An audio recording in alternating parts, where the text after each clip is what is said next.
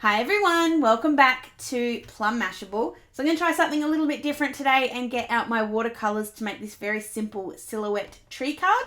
So if you want to see how I made it, then just keep watching. Okay, so this is one of my favourite kind of cards because they are so simple.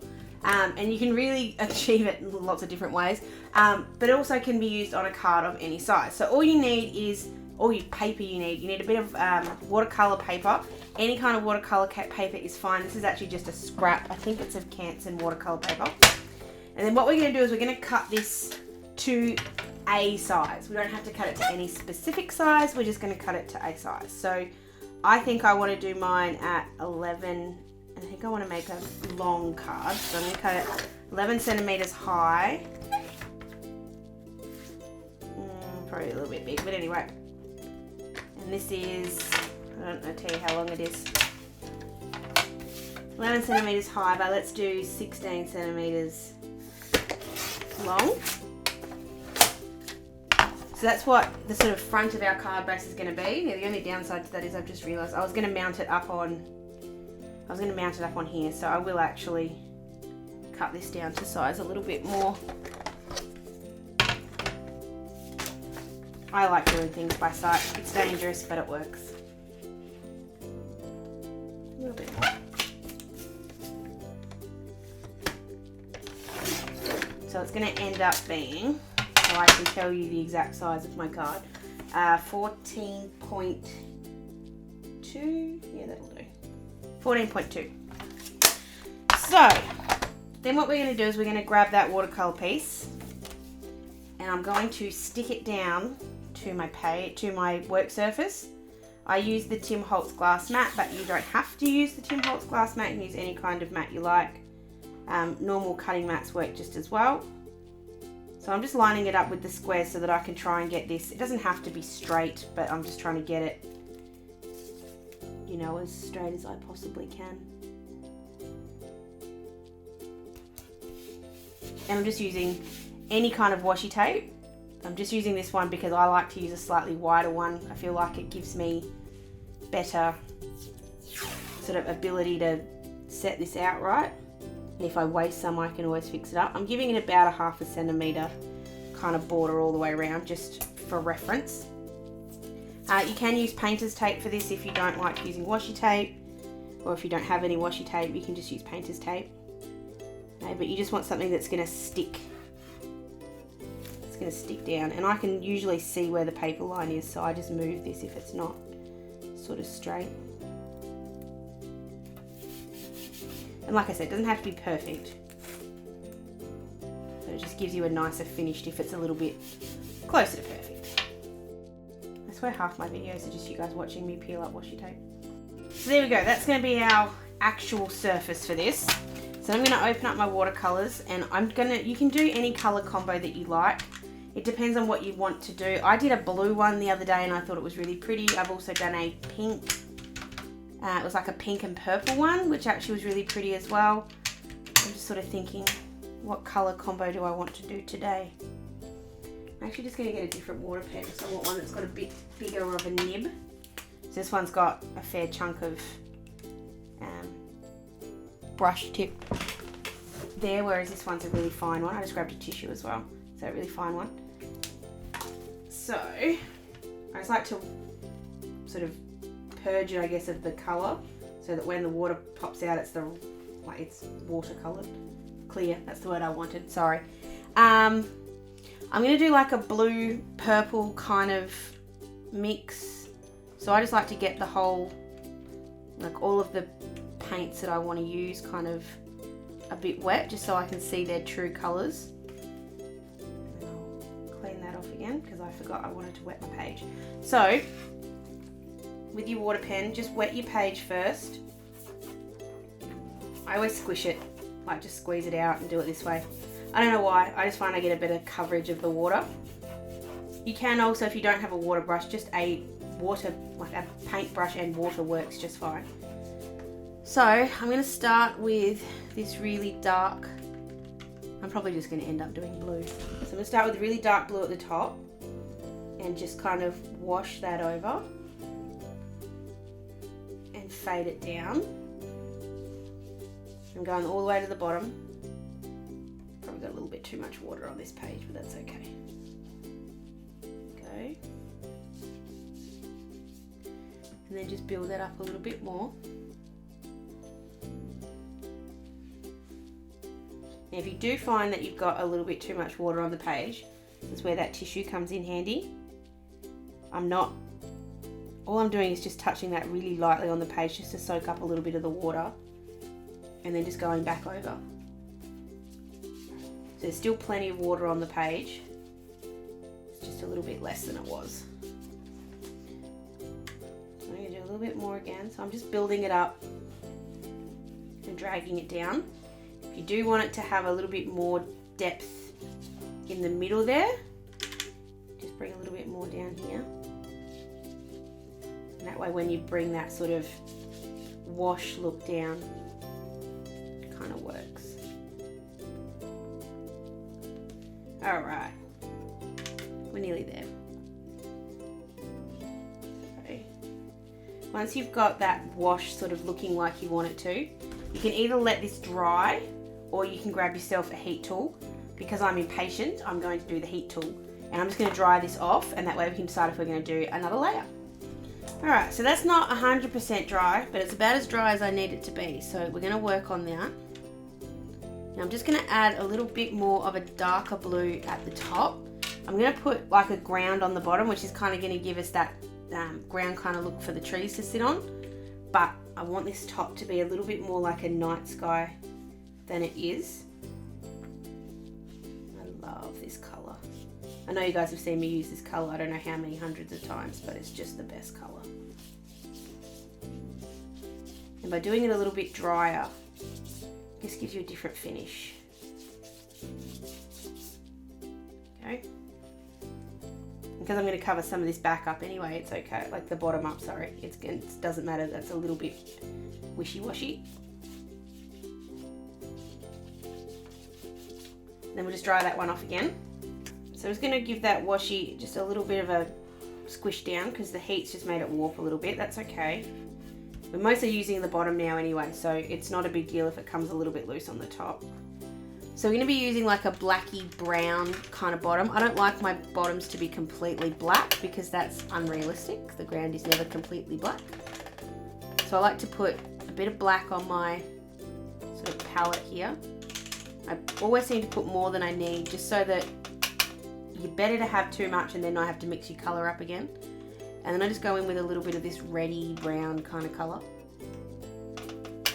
It's very subtle. It's a very subtle dark brown, but it is dark brown. And then I'm just going to go and make it like a bit of a hill kind of thing. So it doesn't have to be, this whole thing is very sort of artistic, so it's not needing to be perfect. Then once you've sort of got your line in there, you can just kind of fill it in. This kind of does have to be a solid bit because if you're thinking, especially if you do it with the blue, I sort of consider this to be like a night sky, then the trees are going to be the silhouette, and then we'll put the light sort of back in with some stars and bits and pieces. So, and then there's a wee shadow on the ground as well. I'd like to go back over that line. And then we're just going to dry that one off as well. It's a little bit lighter than I've done before, but I think I'll leave it. No, I'm just going to add just a little bit more black. Just because I'm being picky. Just a light layer of black on top.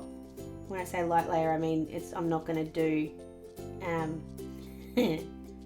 I boo-booed. I'm not going to do like a really watery kind of layer. Like something just like this with just the paint on top will be fine. I don't know, I messed up my beautiful straight line there, but I will.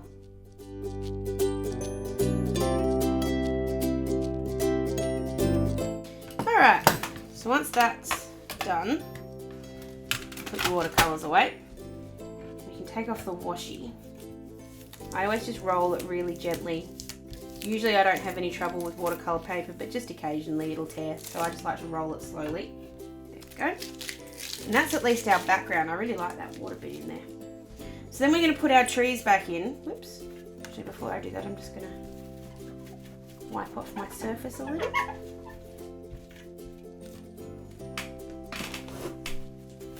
do have a bunch of microfiber cloths that are usually what I use this for, but they're still all packed. Okay, so then we're going to draw in our trees. Now this is seriously the simplest thing in the entire world. It is a straight line and some squiggles. You can do a triangle squiggle, you can do a straight kind of hourglass squiggle, any kind you like. It's just you need to use a slightly thicker pen than you normally would. So I'm using this Staedtler Triplus Broadliner, and I reckon it's got probably like a 0.8 or maybe a 1, like 0.1 nib. So it's fairly wide. So if I make the sort of, I want the tree to be here. So there's our straight line for the tree.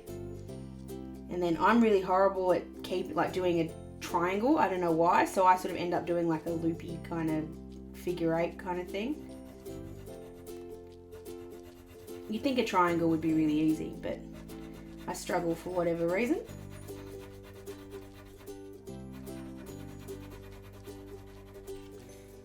Tree. Gee, that's complicated. And I just do the same thing. I just move out and in, and I just make them different sizes so that they're not all one. And you just sort of spread them out, not evenly, but you just try and make sure they don't touch.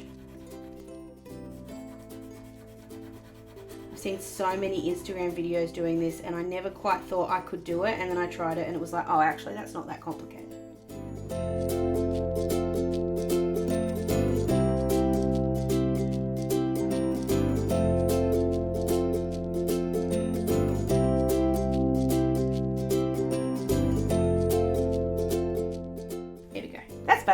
Not straight, but it's better. So then the idea is that we can put some shadows in. So I'm actually going to use the exact same pen. I don't know why I put the lid on. The shadows are so simple. It's seriously, and this is why we did a slightly not dark ground, because we want the shadows to be noticeable at least a little. And it's seriously just a little bit more of a squiggle, but it's a little bit thinner and it doesn't go as far, because if you're thinking of a tree, the shadows never quite, depending on where the light source is, I guess, but the shadow of the tree is never quite as long as the tree. It's always high as the tree. So I just do sort of like a little squiggle like that. It's not designed to be a feature, but if you were doing tree, it makes it look a little bit more true to life, in my opinion.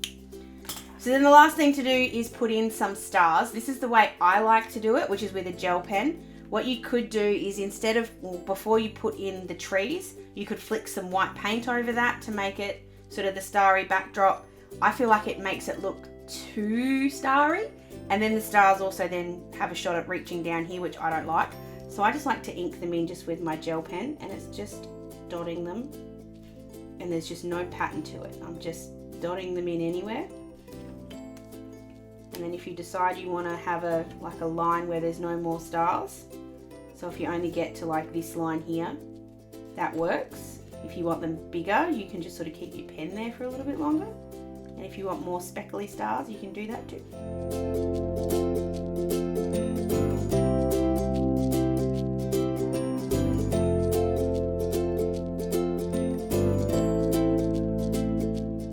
Now this is a little detail that you don't have to do, but I really love doing it, and half the time I screw it up, but I'm going to give it a shot anyway. So I'm just going to do a really quick little flick so it looks like a bit of a shooting star. Go, just one, just to add a little bit of interest. And then we just have to mount it up, and that's seriously it. That is as easy as this card is. So I just like putting it on black because I find the contrast really nice. So just fold that over. Grab yourself some glue tape.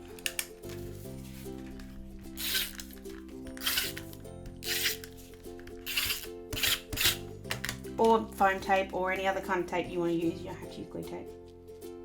And then I just stick that down. I do recommend leaving this under something heavy for an hour or so, just to try and, the watercolor paper has warped because we've let it like this, we put water on paper, which makes it go warpy. But then we've sort of sped the process along by heating it up, which kind of plays with the paper's makeup. That's not the word I wanted, but anyway. So I do recommend just sort of putting your watercolor palette on it and walking away for an hour just to make it sit a little bit flatter. But at least for now, I think that card's really sweet. It would look really cute. Just, Yeah, I will. I'm gonna put a sentiment on here just because I want to show you the card finished. So to do that, I'm just gonna grab some dies and stamps. So I've just grabbed an offcut of that exact same cardboard that we've got as the backing, which is actually gonna sort of help us out a little bit here. And I've just grabbed my everyday sentiment banners from Fawn. I love these, they're so good. And I think, so I'm gonna use this happy birthday, that's perfect. So I'm gonna stamp it first and then, no I'm not, I'm gonna die cut it first and then stamp it. So just grabbing a little bit of washi tape just to hold this still. And we'll run it through the die cutter. The good thing is because we're not going sort of through anything or around anything, I don't have to line that up particularly well. Go, so I've got a little banner there. I always just like to sort of just rub it just to get off any paper bits that are left over. Get the stamps out. Grab our powder tool just to treat this so that the embossing only sticks to this. So I'm going to have it sit so that the banner goes like that. So it'll hang off, like I'll cut it along that line.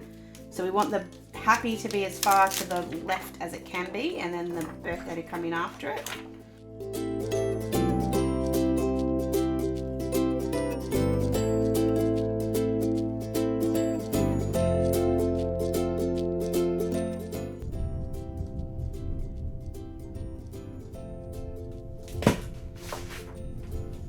Grabbing a bit of scrap paper just so I can put my embossing powder all out on this. So this is just white embossing powder, I just think it'll give the best contrast. Just make sure that's completely covered all over the place. Just tap off anything that's excess. If you can kind of see some little bits that are hanging around, you can always grab a paintbrush and just knock them off.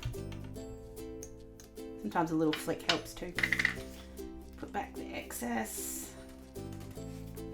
And then we'll just very quickly heat this up.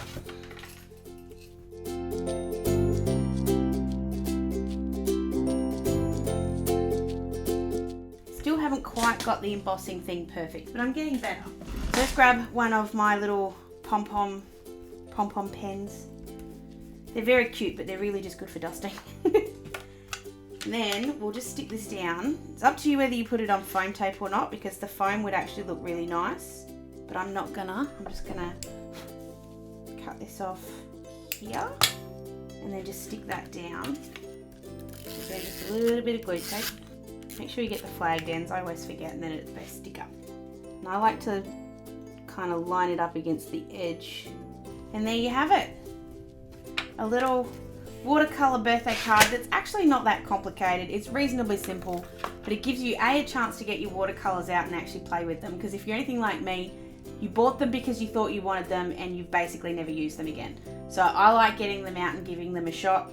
I love these sort of watery, inky kind of dark backgrounds, and it works with a bunch of different colors as well. The blue is obviously my favorite because that's what it is, but I can do purples and yellows and get absolutely gorgeous sunsets by mixing bunches of colors together, and you get the same sort of effect, because if you think about any kind of sunset, dawn or twilight, that's when you're going to get those shadows behind the trees, or the silhouette trees kind of look, and that's when they look really cool. So I hope you guys did enjoy this video. I hope it was something a little bit different from me. Let me know if you liked it by giving this video a thumbs up or leaving me a comment down below. You can also find me on any of my socials. I'd love to know what kind of videos you'd like to see moving forward in 2020, so please let me know. I hope you guys have an absolutely fantastic weekend, and I will see you in my decoration on Sunday. Sending lots of huggles. Bye!